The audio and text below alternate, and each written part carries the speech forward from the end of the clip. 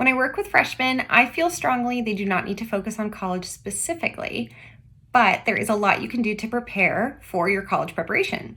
So, freshmen, grades should be your biggest priority.